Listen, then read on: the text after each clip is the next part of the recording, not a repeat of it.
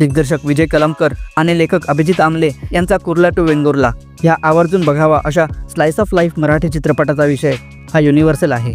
जगातल्या कुठल्याही कोपऱ्यात असणाऱ्या माणसाच्या मनाशी कनेक्ट होणारा हा चित्रपट आहे। आपल्या गावापासून दूर मुंबई पुण्यात राहणाऱ्या मराठी माणसालाच काय आणि परप्रांतीयाला काय, अगदी परदेशात राहणाऱ्या येणाऱ्यालाही हा चित्रपट आपल्यासाठीच बनवला आहे असे वाटेल। याचं कारण म्हणजे लेखक, दिग्दर्शक आणि यातले कलाकार स्वतःच्या कामाशी प्रामाणिक आहेत।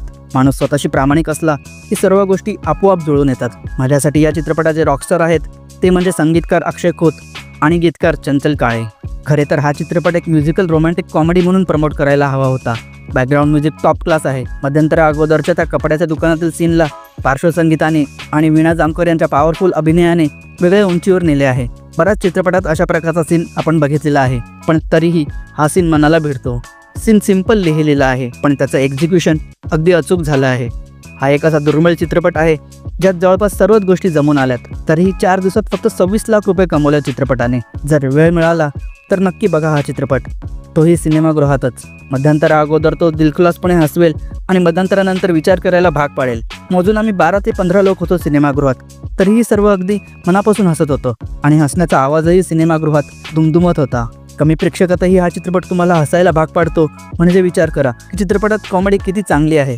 हा त्या पांचट कॉमेडी चित्रपटांप्रमाणे नाही, तर खरा प्रासंगिक विनोद असणारा चित्रपट आहे। याचा श्रेय लेखक अभिजित आमले आणि कलाकार अमय परब, शेखर बेटकर, सुनील तावडे, अनघा राणे यांना जातं। वैभव मांगले यांचा शादीराम गरजोडे, अफलातून, कोकण बऱ्याच चित्रपटात पाहिला आहे, पण तरीही छायाचित्रकार रंगनाथ गोगिनेनी यांच्या लेन्समधून तो वेगळाच फ्रेश वाटतो।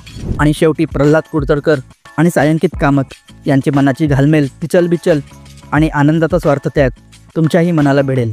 फक्त एकच तक्रार आहे माझी या चित्रपटाकडून, चित्रपटाचा ट्रेलर हा डिसेप्टिव्ह आहे। ट्रेलर बघून माझं असं मत झालेलं की दिग्दर्शकाला असं सांगायचं आहे की कोकणातील मुलांनी मुंबईत जाऊच नये, मग मुंबई परप्रांतीयांनी भरली तर बोंब मारू नये।